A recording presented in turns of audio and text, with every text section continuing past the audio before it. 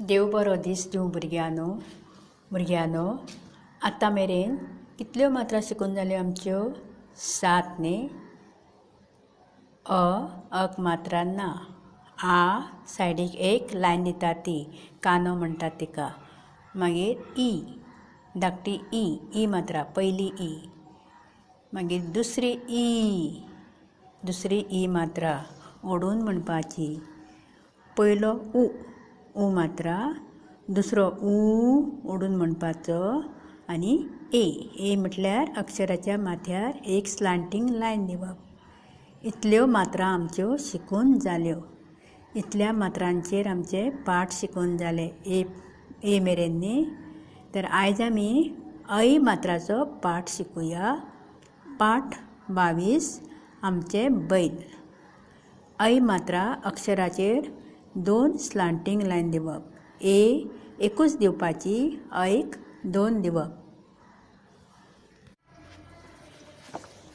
भुरग्यांनो आतां आमी पाठ 22 आमचे बैल पाठ शिकुया।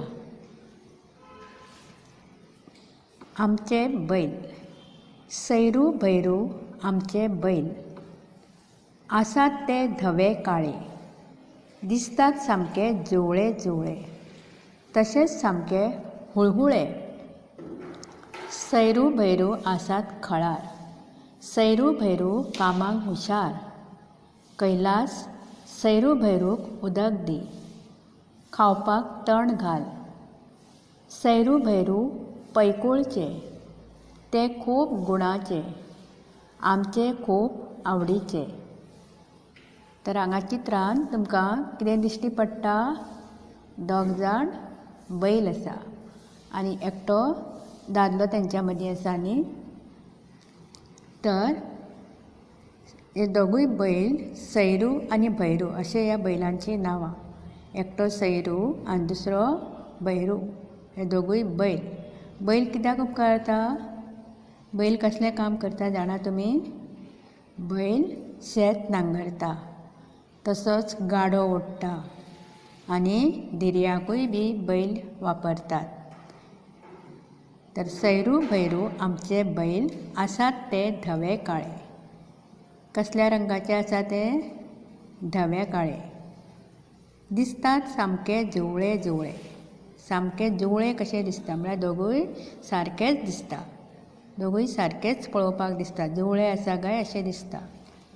तशेंच सामके हुळहुळे। हुळहुळे म्हणल्यार मस्ते, एका जाग्यार धरना अशे, तांकां हुळहुळे म्हणटात। सैरू भैरू आसात खळार, ते भायर खळार आसा, मैदानार आसा। सैरू भैरू कामाक हुशार, कामाक एकदम हुशार। कसलें काम तें आतांच तुमकां सांगलां न्ही। बैल कसलें काम करता?